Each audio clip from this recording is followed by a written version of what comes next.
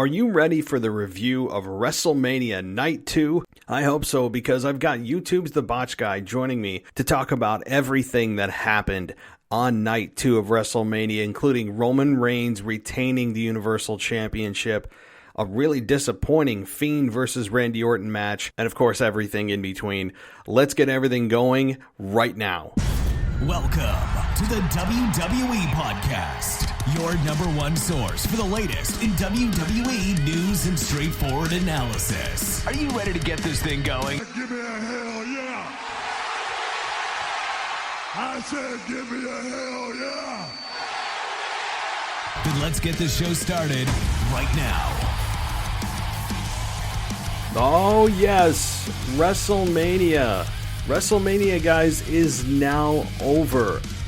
WrestleMania is in the books for 2021. WrestleMania 37 has now concluded, and we are rolling into the WrestleMania hangover week, as WrestleMania Backlash is actually the next pay-per-view in 5 weeks, I believe in the middle of May 16th or something around that time. But there is a ton to get to regarding Night 2 of WrestleMania, starting with Randy Orton and The Fiend. What the F was going on there? The Women's Tag Team Championship match with Natalya and Tamina versus Nia Jax and Shayna Baszler. Riddle versus Sheamus for the Intercontinental Championship. And yes, of course, the main event of Roman Reigns, Daniel Bryan, and Edge in the triple threat for the Universal Championship. Obviously, we saw that Roman Reigns did retain, and we're going to give our thoughts on that and so much more. And you're not going to want to miss this one, because we've got some very, very opinionated thoughts on the Randy Orton and the Fiend deal and what's going on. I know many of you and myself were not happy with what happened here, given the 4-month build is paid off in a single RKO in a regular, normal wrestling match.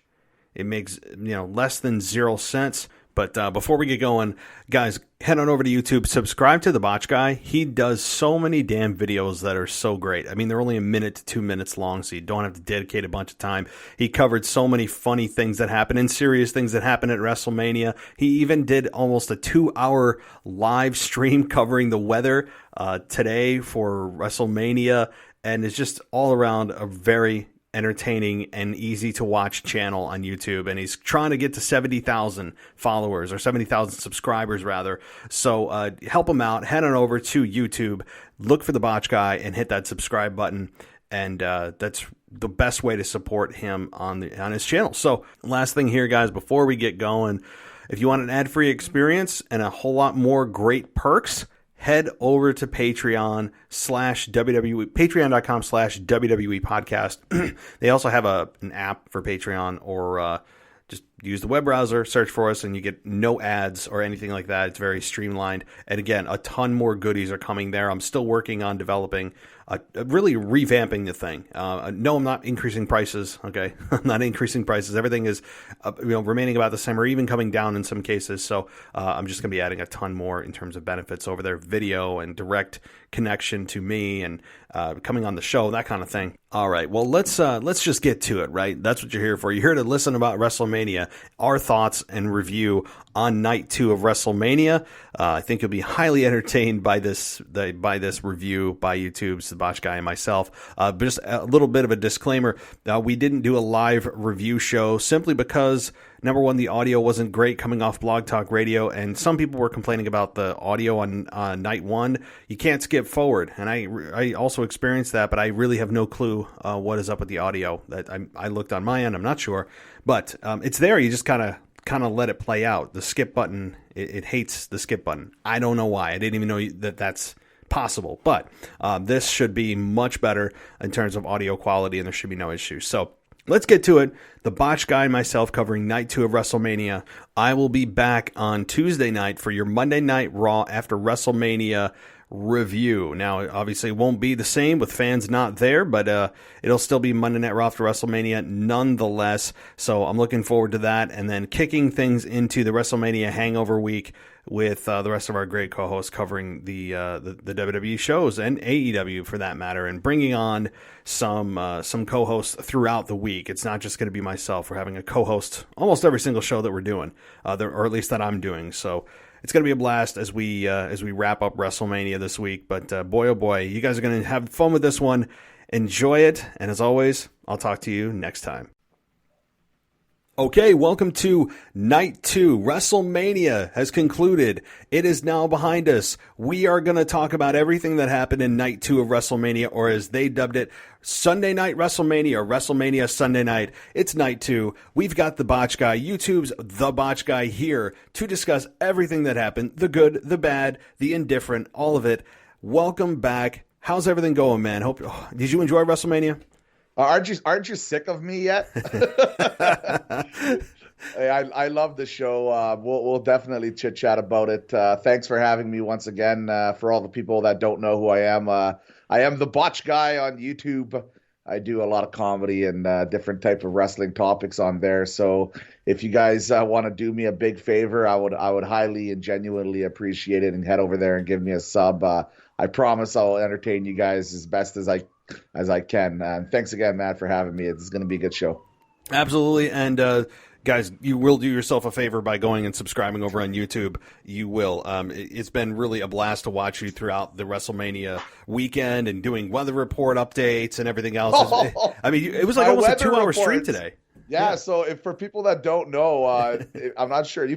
Some people probably went on YouTube realizing, there's some idiot doing the weather reports for WrestleMania. Well, I did it yesterday, and there was like almost 900 to 1,000 people on it. And then I did another stream today, and there was like 400 or 500 people. Like I can't believe weather reports were so popular. But yes, I was the guy with doing the weather reports on my channel, which was super hilarious. I bet you'd never imagine when you started a wrestling channel that you'd actually be doing weather reports as part of your duty. So that's great.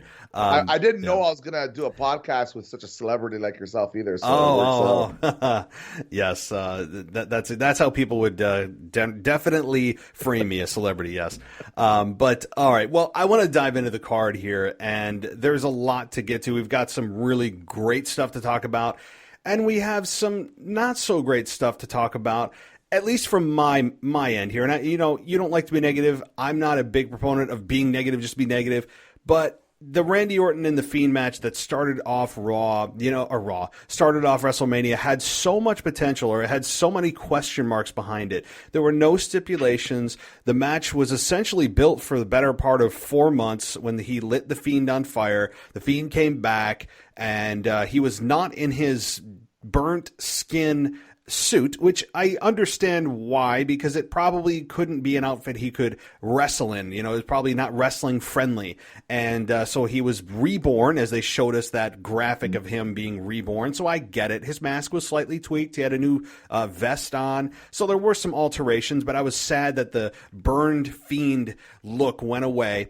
But that aside, what did you think about this match? Were you underwhelmed? Do you see what the hell's going on? Alexa Bliss gets involved at the end. What's going on? Yeah, so just like you said, I don't like being negative too often, but guess what? I'm going to be negative. I'm going to be really negative. That was complete garbage. What I just saw, that's okay. So let's start with the good, the positives. The very beginning, I love the entrance. Like when he came through the little, kind of reminded me of the Super Bowl with that little entrance they had there. And he comes out and he kind of transforms himself into the thing. I thought it was a cool idea. I definitely enjoyed that. I was marking out during even the box and popping out of the box. I'm a sucker for supernatural stuff like that. I thought Alexa Bliss was great at that time. And then the match started. And what can I possibly say about the match? It was an embarrassment. They had some good ideas, but they didn't it was just the same Fiend match where he no-sells everything, which is fine. I'm okay with that. I'm okay with that. But you have to have some sort of proper storyline. And basically all they did was fast forward to Alexa Bliss after 3 minutes, 4 minutes, and then she's just kind of standing there. and the Fiend takes one RKO and loses. And if you guys go to my channel and look at my reaction, I did a reaction for it. Like I went through 5 stages of like different emotions. Like I went from angry, sad, like I was confused, I was indifferent.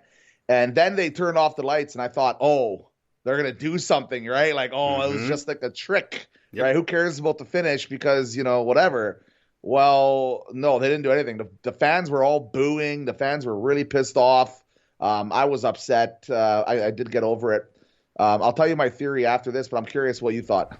Well, okay, so to match to the point where you got here for your analysis, I'll say, yeah, I'm cool with the hocus pocus when it makes sense and it's done in a way that's not B level. WWE usually does a very nice job with this kind of stuff, and they did. I'm fine with the explanation of how he transformed from the burnt Fiend back into himself. That's cool. The Jack in the Box deal is cool. It's creepy. Alexa Bliss was turning it, and the music's playing. That's fine. The Fiend comes out with the pentagram symbol above him, and it totally all makes sense. And like you said, great. The red lighting, when I saw the red lighting, I'm like, oh, okay, we're going back to the red light here. And that should have been a symbolic gesture to how this match was going to play out, because it was short. It was frustrating.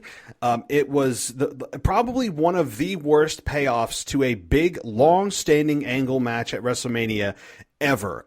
Maybe it is in the top 3. I mean, I don't know any others off the top of my head, but this was, as far as the first few minutes, the Fiend, no soul, that what you expect. And then Alexa Bliss does her thing, and I'm thinking, is this Sister Abigail? Did she mimic or mock Sister Abigail? Was she just playing like she was possessed by the Fiend, but now she's just going to pull one over on the Fiend like, by the way, I'm not actually possessed? I don't know. I was thinking of all these things. I'm thinking it has something to do with Sister Abigail, which is why only one RKO did the job, because Sister Abigail, I think, is maybe the kryptonite for the Fiend. I can't think of any other thing that she was supposed to be representing other than Sister Abigail, that we've never seen, by the way, so we don't even know what she looks like.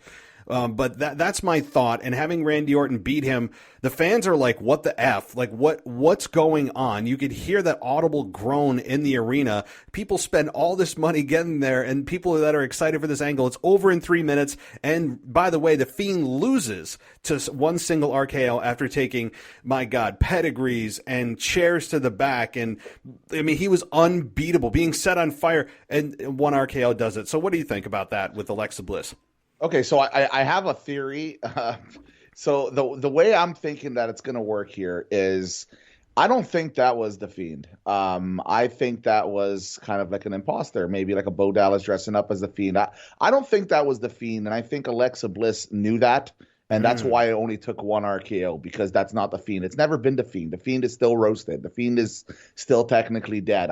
I think that's what they're going to go with. I truly think that's what they're going to make it, as to why he's been so weak since he came back, because he's shown a lot of weakness, something that he hasn't shown before in his character. So I think I honestly think this is actually just a fake out by either, I don't know, the WWE or Alexa Bliss, the writing staff, who knows, but I don't think the Fiend is alive. I think he died with Randy Orton, man, and I'm curious how they're going to move forward with this character, because he's weak now. No one cares. Like, I still care about his entrance and care about his aesthetic, but as for strength, like, he's lost his strength. Like, this is like, come on, like, one RKO. He can't be the Fiend with one RKO win. And I guess you said the kryptonite thing. I guess that makes sense. If it's Sister Abigail, maybe Sister Abigail controls him too, right? Maybe they can play it off like, oh, she's actually controlling him the whole time, and that's why he took one RKO, because she forced him to lose that match or something. I don't know, man. Yeah, we're reaching. We're reaching. We're reaching like crazy right now. We're trying to help WWE out. We're trying to think about what they may be thinking about. The worst thing that can happen is we see this garbage that was presented to us at WrestleMania. And let's be honest, with WrestleMania, it's garbage. If it was on a pay-per-view, a normal pay-per-view, a B pay-per-view, we would be pissed. And we'd be like, okay, well, hopefully this is better by WrestleMania and we get the big payoff. This felt like a crap B pay-per-view ending where you can at least look forward to something. The fact is that at WrestleMania, this is the end-all be-all. This program should be over, and it is over, I would think. But if they go on Monday Night Raw tomorrow night and they come out and they don't even address this, and it's just maybe like the Fiend and Alexa Bliss come out, and there's just a new opponent for the Fiend, and they don't really address this. That's the worst that could happen. The best that could happen is, like you said, they pull some hocus pocus. They tell you that it really wasn't the Fiend, that the Fiend is still, I don't know, repairing himself, whatever it may be, and they just pull the old, like you said. I can't think of anything else. And I don't know. I'm pissed off. I'm disappointed in WWE for this match, and I'm glad they got it off right at the beginning and they didn't wait till the end of the show. They just were like, let's get this crap out of the way right now so fans can, there's really nowhere up to go but up from here. So what do you think?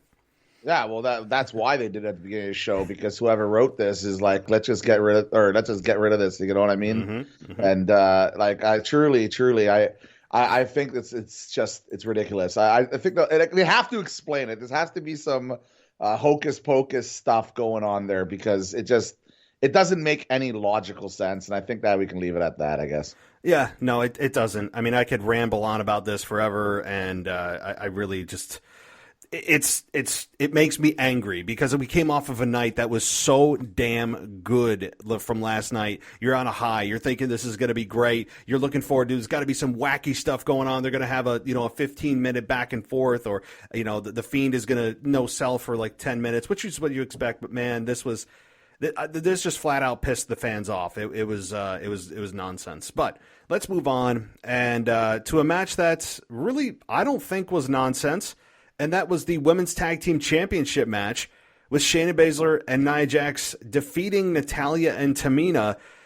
Hey, let me ask you this. Have you ever heard chants for Tamina? Have you ever heard Tamina chants in your life? No. But I will say this. I was chanting Tamina back in the day I think it was about 9 months ago when she had her first big push.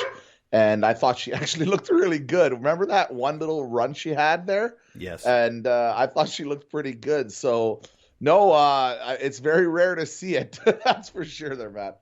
How'd you enjoy the match, though? Were you angry at the finish? Did you feel like Natalya and Tamina should have won? What did you think? I thought the finish was fine. I thought the match was okay, too. Like, they had some nice headbutts trade-offs that they had. They had a tandem backdrop going on. There's some slingshots going on. They had a couple of nice moves overall. They had the spine buster. There was a really nice spine buster right there. Tamina made a save. Tamina, she looked pretty good. Like, I thought they looked pretty decent overall. I thought this match was a lot better than a lot of people thought it was going to be.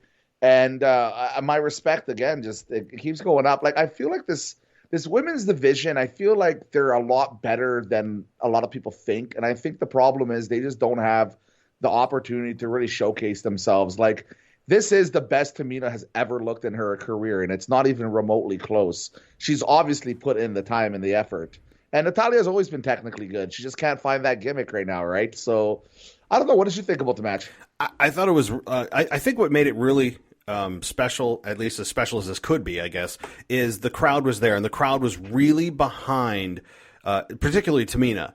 And I think it's a level of respect that the fans have for Tamina that was starting to come out in this match, saying, you know what, Tamina's been here for a long time. She's been in and out of storyline. She's here for a month, she's gone for 6, and then she's back. They haven't ever really done anything solid with Tamina. At times you always think about, hey, is she still employed? I mean, that's honestly how we think about Tamina. And I think the fans respect her for her tenure, her long tenure in WWE, and that longevity and really being suppressed on the card, I think really drove the fans to bring her up and say, hey, you know what? Maybe it is her time. We've seen her around for a while. Let's give her a chance. And I think it was out of that respect. Same with Natalya. I enjoyed the match quality. I think it was just fine. Tamina certainly did show out a lot during this match. And I was disappointed that the Women's Tag Team Champions are still the Women's Tag Team Champions, Nia Jax and Shayna Baszler. But what's great is that they are really doing a good job overall, even though they didn't drop the belts, and I thought they would.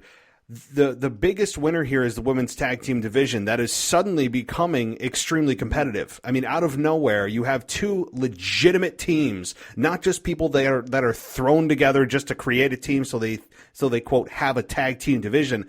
They're starting to develop a women's tag team division. So that to me is the biggest win here are the women's division overall. You said it better than I could have possibly ever said it. I mean, let's leave it at that. Like that was good stuff, man. Man, you can cut a promo recently. That's good, really nice, man. I'm running on fumes. I mean, it's 1 a.m. here, so you're getting I don't know, whatever's left of my brain. It's just getting it all out.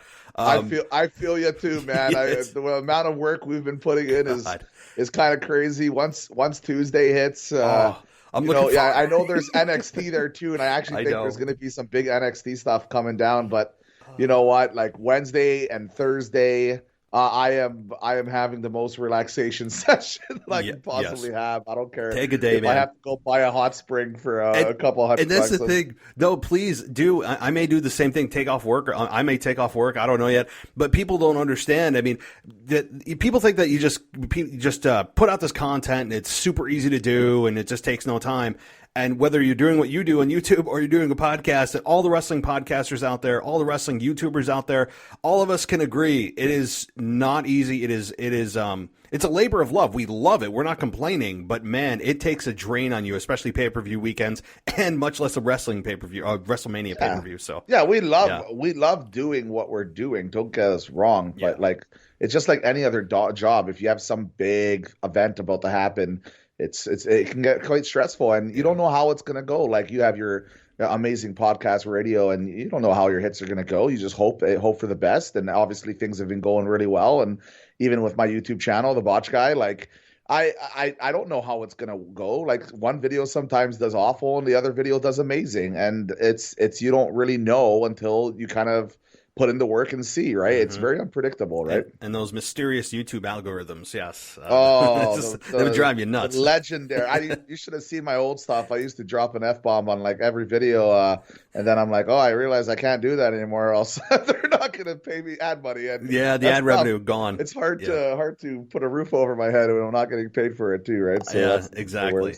All right. Well, Kevin Owens and Sami Zayn is up next here with Logan Paul. Now, I saw the video you cut with Logan Paul being stunned by Kevin Owens. Probably, if you're talking about a moment where the fans wanted it the most, oh my God, the fans were like hated Logan Paul. I mean, Logan Paul was maybe the top heel of the night. Well, one of them anyway, and just they were begging, angry, just frothing at the mouth to get a stunner out of Kevin Owens, and they did deliver it, which is probably the most memorable part of this, sadly, even though Kevin Owens and Sami Zayn, I think, did a very nice job. They've wrestled hundreds of times, literally, as Kevin Owens has pointed out. I thought they did very well with one another. Did you expect anything less? No. Kevin Owens ends up beating Sami Zayn. What does this mean for Kevin Owens' career? Probably not a whole lot. Same with Sami Zayn. I think Sami Zayn losing made sense because it feeds into his conspiracy theories that he's got. His whole gimmick is, and so really it's a win for Kevin Owens. It's also a win for Sami Zayn because it feeds into his gimmick. So what did you think about this and the stunner to Logan Paul? Well, the stunner, like you said, is because people hate him. I don't think it was that at all. I thought it was just they knew they wanted a stunner, right? And Kevin Owens was kind of hanging around, and the anticipation was building more than anything. I think people are like, I just want to see the damn, the stunner being done on Logan Paul. Like I don't think if it was any other celebrity, I think people would be reacting similarly, because like again, like it's exciting when you see when you're anticipating something, right? Mm-hmm. And the whole time I was saying, I'm like, oh come on, where's the stunner? It's gonna happen. Like they're really building it. Like it was a good 35, 40 seconds of build, and then the stunner came, and it was very satisfying. And Logan Paul, man, like I said, I don't know too much about the guy. I know he's the Pokemon guy recently, but I will say this, man, he sold that stunner amazingly. The front flip, yeah. The front flip, like he must have practiced that. That was pretty good. Actually, all the celebrities really did a great job throughout this entire WrestleMania, except maybe the Brutality singer, but we'll get to that. We'll get to that. I Good think it was Lord. an audio problem. It has to have been. They had to have been an audio problem. But Yes. as for the match, I thought it was an awesome, incredibly high chemistry match. I thought they obviously knew each other. They fought each other a million times, and you could see there was a few times I thought Sammy was going to win. I just, we can talk about all the different counters and suplexes and stuff they did, but at the end of the day, we've seen a lot of what they did together before. But it was so refreshing just to see these two guys go all out, and they did put on a hell of a match. The crowd was into it. They were chanting, "This is awesome," and the crowd was really going into it. And of course, the ending with the Logan Paul was great, and the ending of the match was nice. It sucks that he didn't jump off the pirate ship. I know people are going to ask him about that, but I will say this: I quite enjoyed this match. Another really good match at WrestleMania, and it's becoming a bit of a pattern, my friend. It is, and this is a match that really is a perfect example of how this WrestleMania went. Just very good. I think it was very good in terms of looking at this WrestleMania as a whole. Even though, as we talked off air, that this is the first WrestleMania I can remember that there was no big returns. There was no big, WrestleMania iconic forever moments. Yes, we had great moments with Bianca Belair and others. No question about it. Those are huge. But I'm talking those massive returns like a Rock or a Cena or a Lesnar. I mean, let's be honest. Those are household names. And we didn't get any of that. We didn't have any of that. But am I sad that we didn't? No, because eventually we're going to have to move on from that era. We're going to have to evolve into understanding that this is the roster. We can't rely on and go to the well every WrestleMania to pull out an Austin or whoever. I love a stunner as much as the next guy, but did you feel like this WrestleMania was lacking in that department, or are you okay moving on from needing and wanting those type of moments? Well, it matters. Like if it's Becky Lynch returning, I think that would be just as big as a return than a lot of those legends, except for maybe like The Rock or something. I will say this WrestleMania was so good. Like all the wrestlers really went out and put on an incredible show. And when you have a WrestleMania this good and performed this well, it really goes to show that even though there wasn't that big crazy return moment, it was still very enjoyable. And I don't think one person is going to go away from this pay-per-view, either night one or night two, if you pay tickets or even whatever, watch it on the network or Peacock or whatever.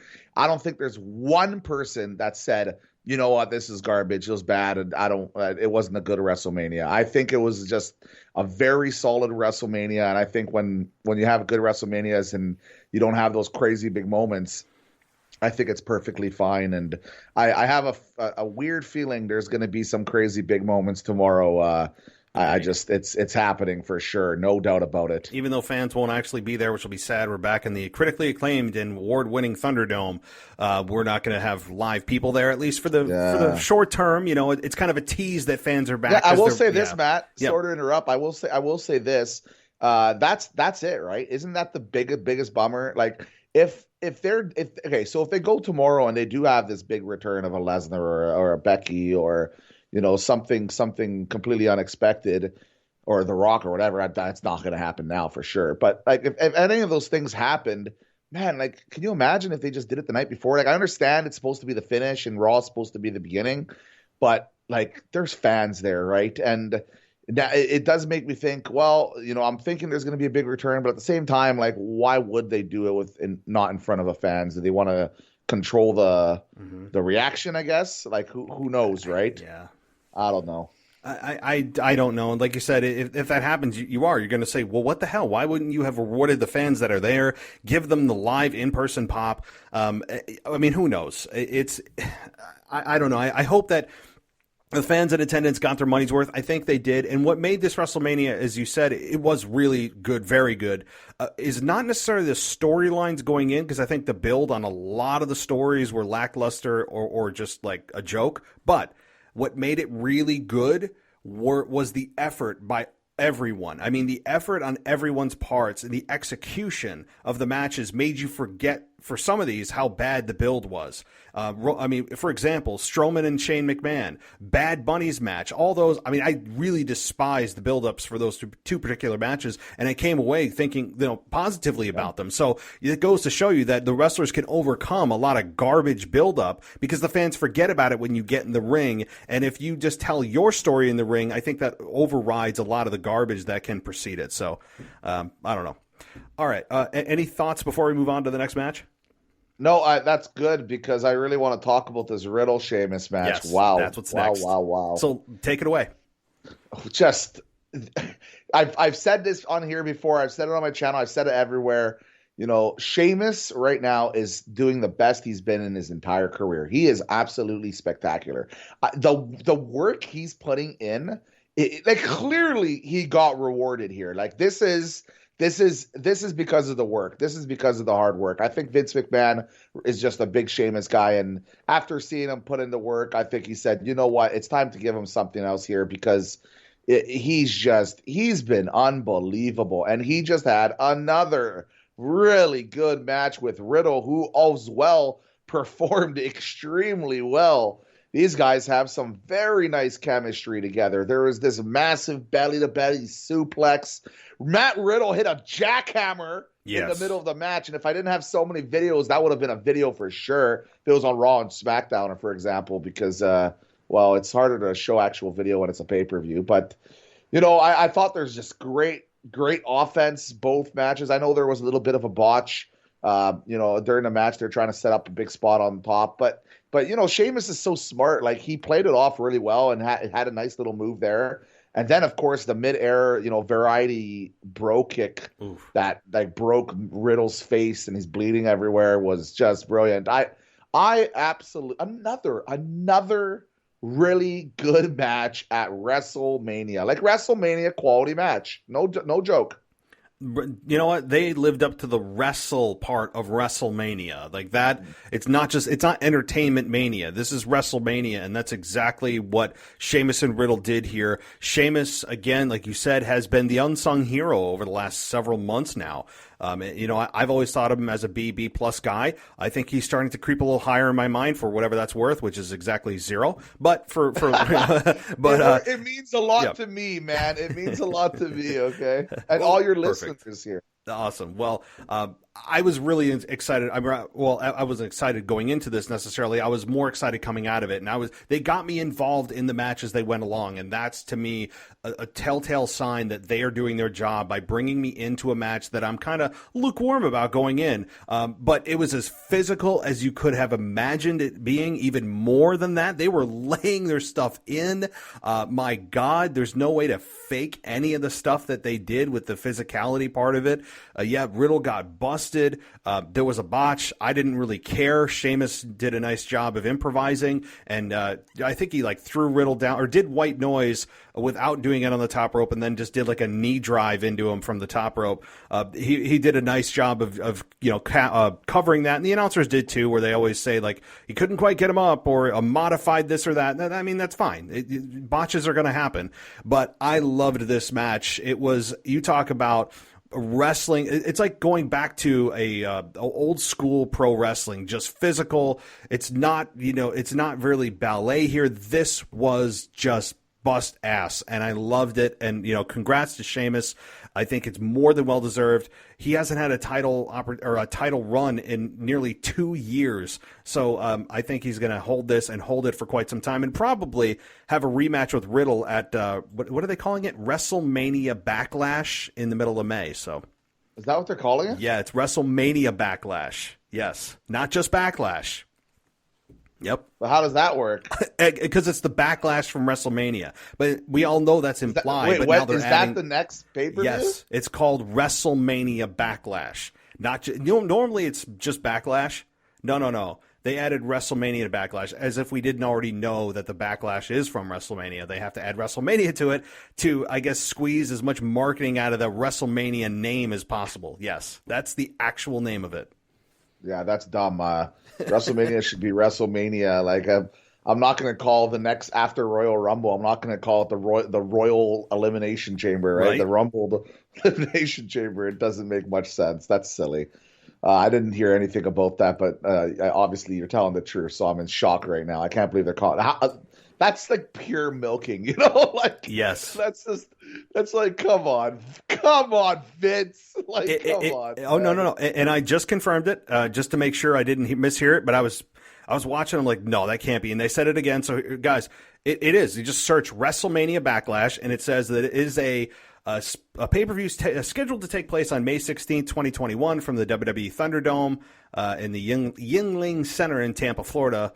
So it is truly called WWE, or it's WrestleMania Backlash. So hopefully they just shorten it. But is it going to be in front of fans or no? They said the Thunderdome. So nope. Back to the screen boards. So yeah, I know. WrestleMania Backlash. Okay. Womp womp. All right. Womp womp. That's all we can say about that. All right. Anything else on this match, or are you ready to move on? Nope, that was good, man. I feel like both guys are. Like, they really did a good job.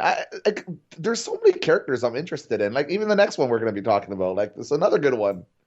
What is that next match? Because my screen just went blank. What is the next match? Big E versus Apollo Crews in the Nigerian street fight. I'm calling it because that's all it was. I know it's the drum fight, but it was basically the street fight. Well, you go ahead while I get myself repositioned here, refresh the screen. What'd you think about the match? I thought it was another really good match at WrestleMania. Like, once again, Big E and Apollo Crews pulled out all the stops. Like, I don't know what's going on with this WrestleMania. I don't feel like there was really one terrible match except for maybe the Fiend match. But, like, you know, the Big E went with the candlesticks. They wearing out on the ribs of, you know, Apollo Crews there. A lot of retaliation going on. You know, he tried to drop the steps on Big E, which is a good kind of reference from earlier in the storyline. It made a lot of sense.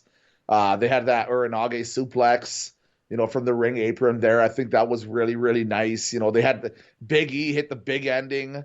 You know, it was kind of a good way to retain the title. But then, you know, Dabba-Kato comes out of nowhere, you know, straight from the Raw Underground. You know, he comes out, and now all of a sudden he's like this. Like, he kind of looks like, you know, like, I don't know, like, you know, like those big military, like, guys from, like, I don't know how to even pronounce it, but, like, he looks like a big military guy, and I guess he's, like, probably is going to be, what is his cousin or brother, or probably something, or some sort of supporter of, you know, of Apollo there. So I'm curious how the storyline's going to go, and Apollo wins, and, you know, it's nice to see Apollo with the title. Where does Big E go from here? Like, I guess a rematch, right? At WrestleMania Backlash. I guess they should have called it WrestleMania Rematch, right? Because, like, every single match is going to be a rematch at WrestleMania this year, or right? Like, yeah, I mean, that's what they're going to do. I mean, I would venture to guess at least 3/4 of the matches are going to be some type of variation of what we saw at WrestleMania. I mean, you don't put the word WrestleMania on top of a pay-per-view unless it has a direct correlation to the matches we've just seen now. This is, again, but as far as this match goes, it was a weird way to set up basically a street fight. I mean, they didn't even really use the drums that much. This was, you know, it was like a kendo stick fight at the beginning, and they're whacking each other with it. I would do away with kendo sticks. I think they're, like, wildly overused in wrestling.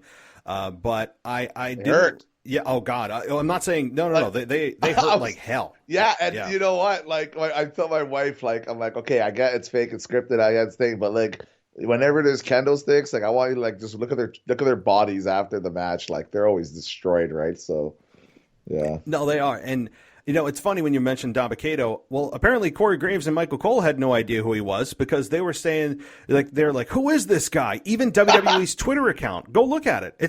It literally said, who is this guy? And they have footage of what he did.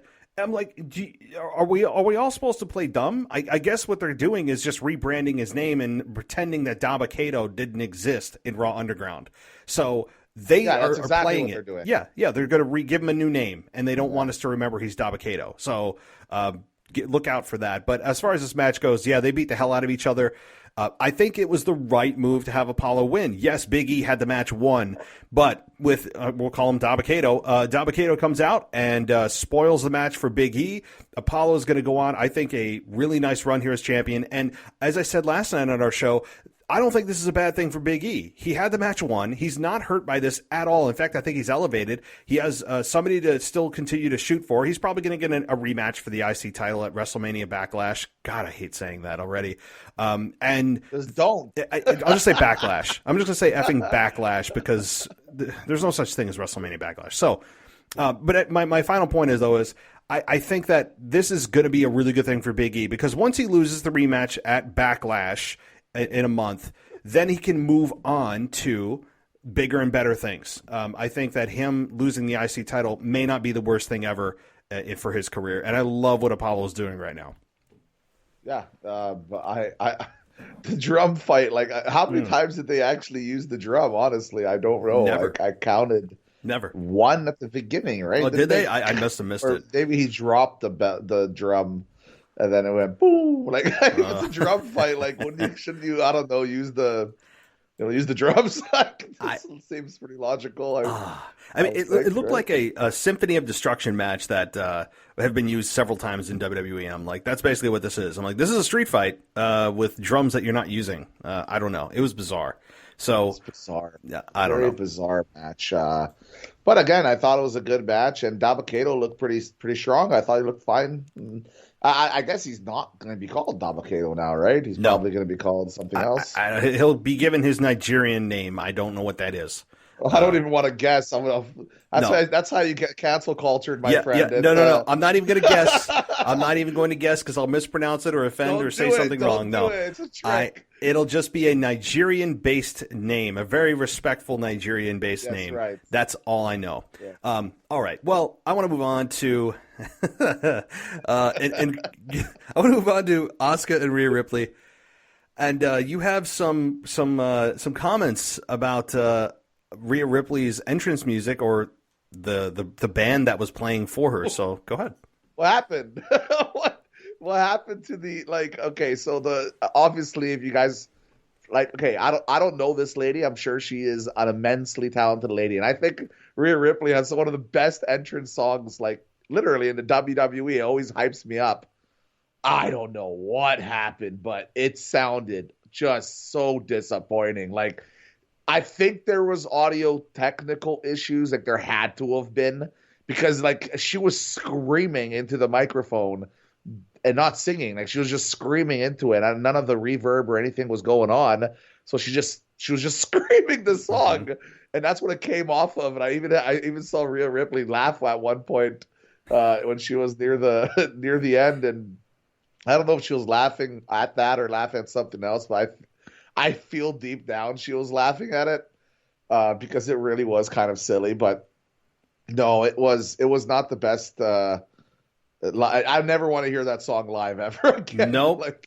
Never, ever in my entire life do I ever want to hear that thing live again. And no offense to the lady, I'm sure she's immensely talented. It's just whatever that was, I'm not down for it. You know what I mean? Yeah. Yeah. So as for the match, what did you first of all, what did you think about the entrance there, and what did you think about the match? Well, the entrance, I'm kind of with you. When she was screaming, and then the camera guy comes up to her, and the camera mic is picking up what she's saying, but you can tell that the stadium isn't hearing what she's saying and scream. I'm like, oh no. I mean, it did not sound good.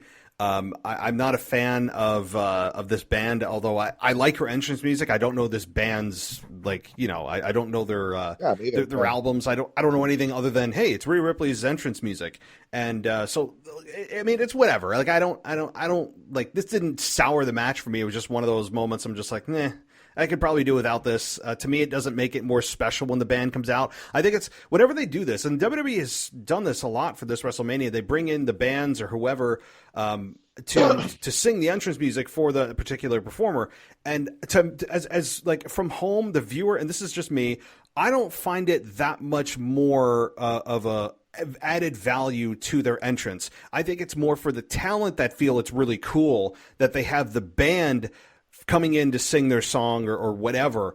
I think it's more talent driven than it is for the actual fans that care about it. I don't. To me, I like the song as it is. It's not going to get better live. Very few songs, especially wrestling entrance songs, get better live.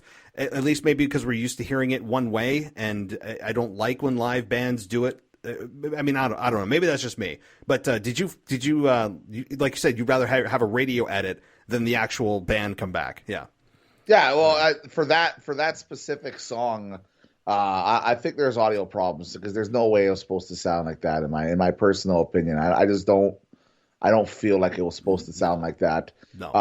But I will say that they've had some good live songs before. Like I remember when Aleister Black had that amazing live song when they're rocking out. Obviously Poppy on NXT, he's doing an unbelievable job with Io Shirai there. So, I feel like it could work. It's just that time it didn't work. Shinsuke Nakamura did too. I forgot about that. Oh yeah, Nakamura. Yeah, that's right. Yeah, that's right. It does. Like there are ways to enhance. It's just it didn't work. I feel like it didn't work for whatever reason. As for the match, okay, so like it was a good match. It was not one of the stronger matches at WrestleMania. Like I'd probably give it a C+, maybe a low B. And this is coming from like probably the biggest Rhea Ripley fan on YouTube, and I was or on YouTube, but maybe in the world. Like I'm a huge Rhea Ripley fan. I think she's just an immensely talented female, and I thought it was an okay match. I didn't actually see a lot of chemistry between the two, and Rhea Ripley was trying to be a heel, like really extra heel. And I don't think they went like that at all in the storyline. Like she's supposed to be a heel, so why is she acting like such a bitch? You know what I mean? Like for no reason. I guess they're trying to make a heel, non-heel situation there for the match, I guess. But the crowd wasn't like kind of digging it either because they kind of wanted to cheer Rhea, but she was being kind of like a dick. So it was confusing. I didn't see much chemistry between the two, but I thought they performed really well. Like, I don't feel like they had any like really mistakes. I thought there was a nice DDT on the apron there, which was really nice. The armbar was really nice. There was a nice counter with the Asuka lock into the pin. Asuka had to break the pin, and then seconds later, the Riptide was hit, which was nice. I love that little ending finish. But at the end of the day, I think what people are going to remember about this WrestleMania and not just this match, but like is the fact that they're giving these young ladies an opportunity to shine in the company. And I think that's so important because, it's about time. It's about time you put in that investment into these female wrestlers because there's a lot of talent in that locker room and they deserve it. So I like the finish. I just wasn't the biggest fan of the match overall.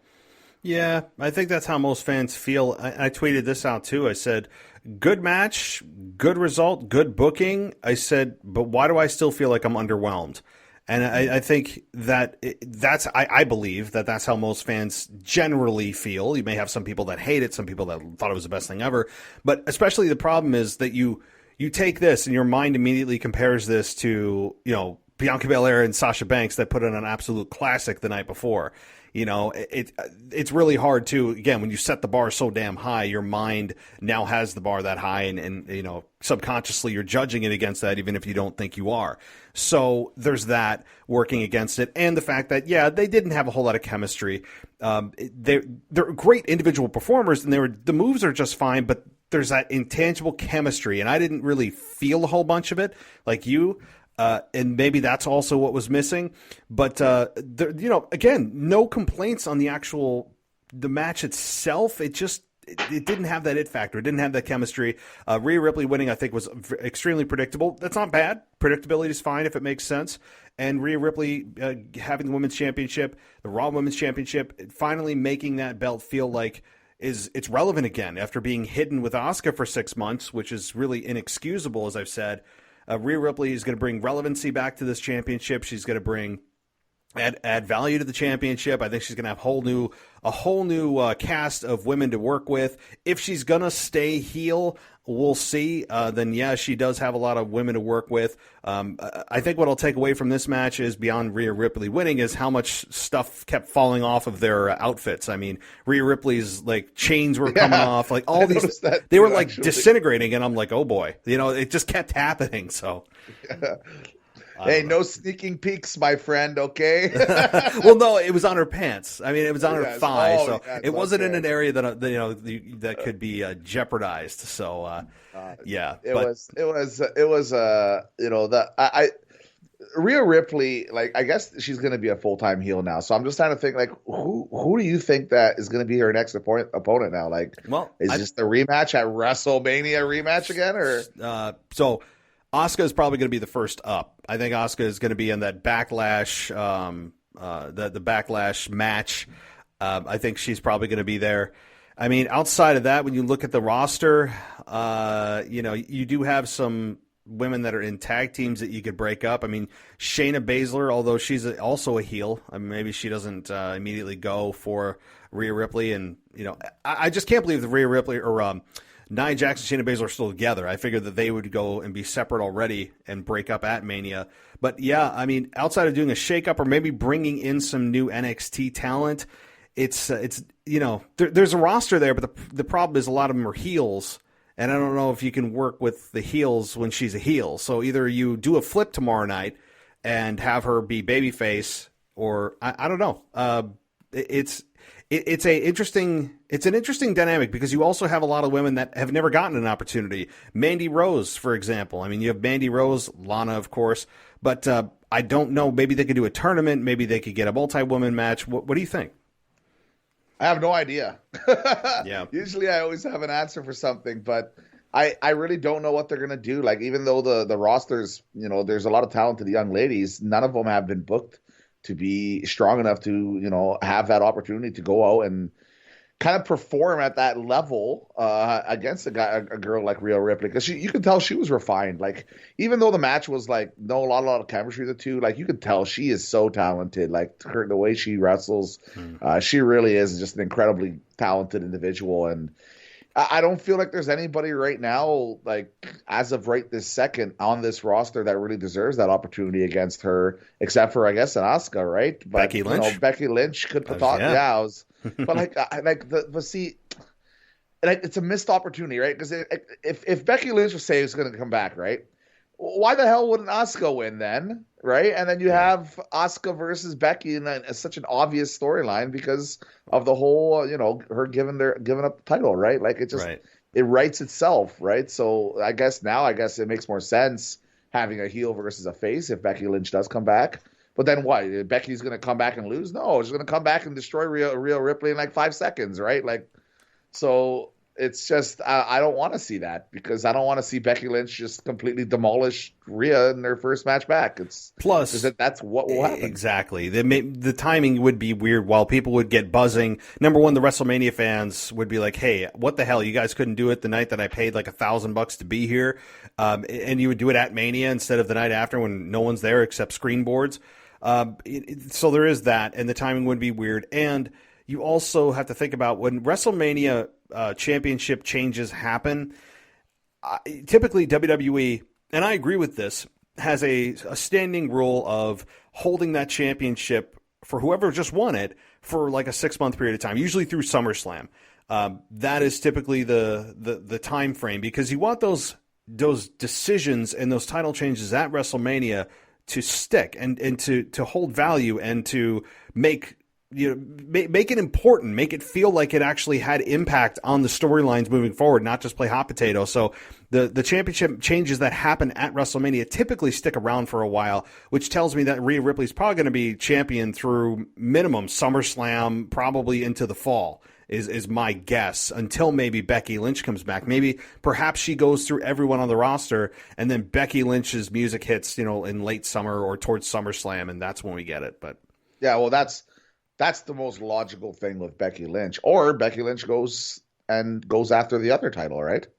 Which is being held by Bianca Belair, right? You could have Bianca as a heel and Becky Lynch as the face there. So that could work, if I guess. Do a shakeup, yeah. Yeah, I guess, like, why would Bianca be a heel now after she just had her big moment? I guess you could do like a cocky angle, like, oh, look at me, it's so easy, I just came to the WWE and all of a sudden I win the title, like, this is a joke. Like, you can do some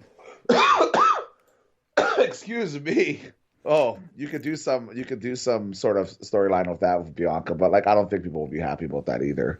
I don't know, man. Yeah, I don't know. I'm actually curious what they're gonna do tomorrow. I'm curious what they're gonna do. They've got a blank slate, like you said. There is no obvious. Oh, they're going right to this. Outside of a rematch with Asuka, I'm talking about her next real opponent that she can get into a program with for a couple of months. I don't know who that is, which tells me either they're doing a shakeup, they're bringing up somebody new, or a big return. I'm hearing rumblings of Ronda Rousey, although, I mean, come on. We just passed Mania. If any of that's going to happen, I mean, that's got to be, major pay-per-view, SummerSlam, WrestleMania again next year in Dallas. We'll see. But, okay. I want to talk about the main event here because there is a lot to discuss in terms of the ins and outs of this match and the outcome. And first of all, let me just say, I loved this match. I thought it was really well done. Were there some questionable moments, as you pointed out on your video there on your channel? Yeah, you brought up a very interesting point about the double pin. So I don't know. You can talk about that now, or anything else regarding this match. Yeah, sure. Like, I guess I can get to it. I eventually did say that it was the right thing. So the reason why a lot of people were confused, I got a lot of messages about this. Oh, did Edge win?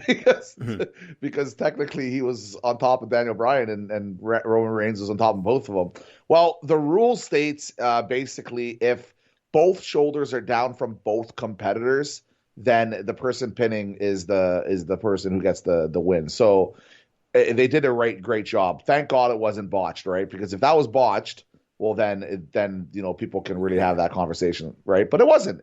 The shoulders were clearly down for both. I thought they even, like, you can see Edge was like extra putting his thing down, like, because he's like, okay, I can't mess this up, right? Because they probably obviously talked about it. They probably said, listen, you cannot, like, this is a tough double pin, so you have to do it perfectly. So they did. So as for the match, it was a great ending to a great WrestleMania with a lot of good balance across the entire show. Like, I thought it was great. I thought they made all three characters look very strong. The first half of the match was like pretty normal. Like, I didn't say anything, there wasn't anything too special, except for the fact that it was high paced, right? Like the big suicide dive there and all the super kick with Jey Usos and all that stuff. Like, getting them involved early, I thought was a good idea. Obviously Daniel Bryan. The spot I really liked was when the chair kind of broke. And I still think for some reason I think this was done. I don't think this was planned. I think this is kind of something that it just kind of happened, and then they played off of it because, like, when Edge's face was hilarious because when he dropped that, or when that chair dropped, like, you could see Edge's face like, oh, what do I do? Oh, screw it, let's just continue.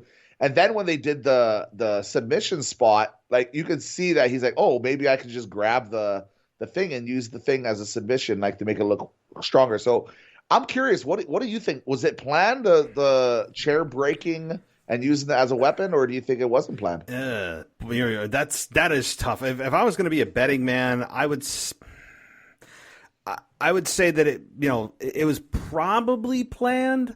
I wouldn't bet anything on it. I see your point. The way I say it's not planned is they had a gimmicked chair.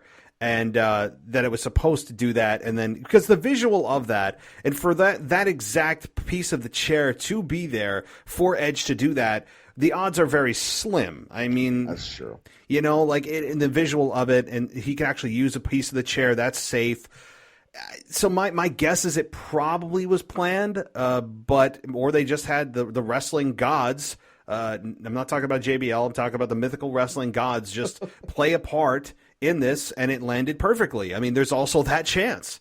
So I don't think it was planned, but I see your point. Yeah, it's tough. But it's good. It's well done enough that people don't really know, right? Like, I don't really know. You don't really know. So that's good, right? Like, if we don't really know, that means whatever happened was well done, right? So that's really nice. So I did like that spot. The double concertos, or setting up double concertos, getting Daniel Bryan kind of out of it, made sense, hitting one. And because Roman Reigns, did pick up the victory, and he double pinned, right? Like, this was, when you double pin someone, that's like, that is the equivalent of saying, listen, I am by far the top dog in this company.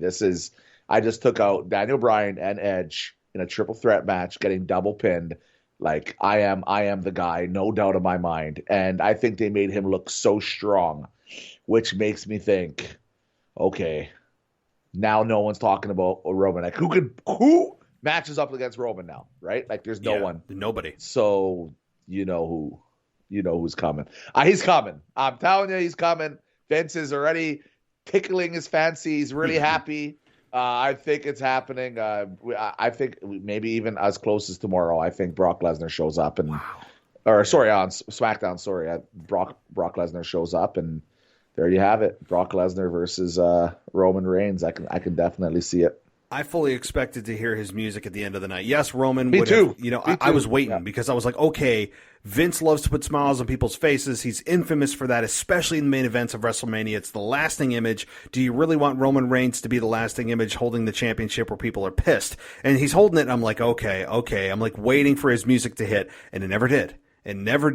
It was just Roman holding the championship, which, look, as a fan, as like a kind of a babyface fan, I would like Edge to win. I'm a big Edge fan. Yeah, the synchronicity of him exactly 10 years to the day, giving up the championship, winning it back, even though it's not the World Heavyweight Championship, whatever. It's still a world title, I guess, is what they're using it as. I wanted Edge to win it, but at the same time, my wrestling brain, I was like, no, Roman needs to win this because you don't get a heel like Roman Reigns very often. They are few and far between, and I'm glad the audience in attendance didn't do the opposite or the just to be cool, right? They didn't try to cheer him. They booed him. They gave him the response that was necessary and the respect he deserved to get booed. So I like that the crowd didn't just do, the opposite to try to be cool or to just do the rebellious thing. As far as the rest of the guys, Edge and Daniel Bryan, I loved when they did the double submission on Roman Reigns, that spot. Oh, that's right. Yeah. And when I did that, when they put that on, I'm like, oh no, Roman's going to tap somehow. He'll say he quits. Then they're going to go on this long-standing storyline where who's champion, right? Like the champion's vacant. So then what, right? Like that's what I thought. Roman would lose, but to who? And that's, so I was thinking about that. It's actually kind of funny because I thought it could potentially end there, but I never thought I could definitely see Vince McMahon doing something like that, right? Oh, I guess we still don't know, right? On to, WrestleMania he's done it Backlash. Before. Right? Yeah, WrestleMania Backlash. Oh my God, that's. The more you say it, I'm trying to I'm thinking maybe the more you say it, the more I'll get used to it and think it's, oh, okay, I can kind of get that. No, it's getting worse. It's just getting worse. But man, oh, man. I don't know. Yeah, I don't know, man. I don't know with a lot of things that happen with this company, but they got this WrestleMania night 1 and night 2 completely right. They really did a great job. They read a nice show, and of course, the wrestlers, the performers really went out and did an incredible job. And the fact that it was pissing rain and they still pulled it off, I think it just really goes to show you how good the talent is in the WWE. So I was very, very much impressed. I would give that WrestleMania a solid, combining both nights together, a solid 8.75 out of 10. I thought I was very pleased and satisfied. The only thing we didn't have was a big return. So, no, I quite enjoyed WrestleMania. Yeah, no, I'm with you. As far as I'm going to give it a letter grade, I'd give it a B+. B+ territory. I wouldn't put it into the A category just because, as you said, we are so conditioned for that massive moment. And there are lots of big moments, but there's none that are like that defining WrestleMania moment. If anyone's asking what I'm talking about, it'd be like the Daniel Bryan win at 30, or rather the Undertaker's streak being broken at WrestleMania 30. Something like that. Now, obviously, there's legendary talent, and we know that, but something along those lines. And we didn't have that, but it's okay. I mean, they still pulled off a really good WrestleMania, and it proves they don't need that talent of yesteryear to have a great, great WrestleMania, and including Hulk Hogan. And we didn't even talk about Bayley, right? I mean, Bayley comes out, and we have, she interrupted Hulk Hogan and Titus O'Neil, who were dressed as pirates. I don't know, whatever. I think that was kind of dumb. But then, Bayley comes out and she's doing her ding dong thing. And, then the Bellas come out of nowhere. and they lay her out, of which, I don't know if you listened to the Hall of Fame. I think you did. They pumped in one more match chance for the Bellas. I'm like, no, nobody's asking for one more match from the Bellas. I don't know one person that wants another Bellas match. So, wait, I didn't hear that at all. I heard yeah. booing. I heard booing from the crowd. Oh, no, during the Hall of Fame. During the Hall of Fame, they pumped in one more match chance for the Bellas. It's a joke. That would be great for my channel, though. Last time they had a couple of matches didn't go so well, but hey, you know what? The Bella Twins are, I think, pretty famous, to be honest. They are, yeah. And because my wife, I told this story, and I'll say it quickly. Like I asked my wife, I'm like, can you name like three big wrestlers or three people in the WWE that you know? And they said, Brie Bella, Nikki Bella, and Daniel Bryan. No. So, like, it was pretty easy. Oh, she also said The Rock, or Dwayne Johnson. So I'm like, okay, you got all the casual fans really upset or really happy right now, basically. Oh, that's funny. So I don't know. It's a great night, a great week of wrestling, and I'm really curious. Tomorrow it continues. One more night. I guess NXT as well on Tuesday. I think it's going to be a huge NXT too, because I have a feeling they're going to be setting up a monster. Finn Balor's going demon on Tuesday. I'm telling you, it's happening. Ooh, yeah. I don't know if he's going demon, but he's going to be like, you know what? They're going to hint that it's Demon versus Karrion, and I think that will be just a banger of the next takeover. I think that's what they're going to do. What scares me is every time you make predictions on this show, and I say no, right, they happen. So I'm going to say yes, they probably will. How else would you continue that feud? Karrion comes out, he did an unbelievable job. Like that is the perfect follow up. Like, okay, I can beat Finn Balor, but can you beat the Demon? Right? And I haven't seen the Demon in a long time. How long it's been? How long? Like, I don't even know. I don't even know the last time I saw a Demon. Well, they want people to forget about it because they want to bring him out once in a blue moon, which is they should have done at the beginning, right? It should have been a spectacle, right? Not like the Fiend. No offense, but like he's just becoming. They did some massive damage to the Fiend tonight. I'll say that. Big damage. They better come out and say that was Bo Dallas. Okay. Bo Dallas, his brother. Yeah. Believe in it. Okay. It was Michael McGillicuddy. Yeah. I mean, I'm a little disappointed Randy Orton did not go all zombie and do some zombie gimmick and join some stable with the Fiend and Alexa. I thought that would have been such a good way to continue off the storyline, but there's 100 other ways to go that would have been fine. And they chose like the one out of the 100 that people are going to go, what the F? What was this? And I don't think people are, looking at this going, oh, there's so many questions I want answered. They're looking at this going, we waited 4 months for this at WrestleMania, right? So worth it. Yeah. But hey. Listen, Botch Guy, it's been awesome. Did you have any final thoughts? I know that obviously you said you have a YouTube channel, so remind our listeners where they can find that as well, and any other wrap-up WrestleMania thoughts. Yeah, onlyfans.com. No, I'm just playing. OnlyFans. Oh, my goodness. I mean, I don't know what I would do. I don't know if serious nip slips there from me, for sure, guys. Just guys, everybody that's listening here, I know it's a pain in the ass, having to get off your lovely couch or computer that you're doing it, but take a couple of seconds out of your life to support me and my family here, and just go to my YouTube channel and leave a sub and go enjoy the live streams and stuff that we do together, because we have an amazing community over there, and Matt's definitely a part of it here. And he's been there. He can account to what I'm saying, right, Matt? Oh, right? No. I was watching you do your weather updates today. So yes. Yes. And just head over there and leave me a sub, guys. I would highly appreciate it. And trust me, if you go over there and leave a sub and you mention that you're from the podcast, or you leave a little avocado or something, I'll definitely give you an extra shout out on there as well, just so I can see it with my own eyes. All right, guys. So yep. Thank you, Matt, for having me once again. Right, we're almost done here with WrestleMania, I guess. Well, we have WrestleMania Backlash coming up, so I guess we're not done with WrestleMania. I can't handle that name, but yes. God dang. Okay, yeah. But all right, we'll have also, guys, we'll get the other hashtag trending, hashtag get Botch Guy to 70K, right? So, yeah. That's nice. We're close. 200 or 305 or something left.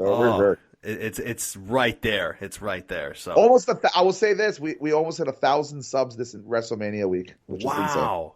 Yeah. Oh my, good for you. That's awesome. I'll lose all the 1,000 next month when they all like, okay, well, yeah. See, that's just it. You got to try to like keep these people, right? That come in for WrestleMania, poke their head in, and they're then they go back out. So it's okay. I'll make sure you pop up from time to time, and they're like, oh my God, Matt comes here. Okay, I'll make sure. Yeah. Make sure I keep him subbed. Yeah. Yeah, I'm the one that adds credibility. Yeah, sure. But all right. Well, thanks so much, Botch Guy. We'll be back together for Backlash on May 16th in 5 weeks. So looking forward to it. WrestleMania Backlash. All right. I'll see you later, man. Bye. All right. Bye.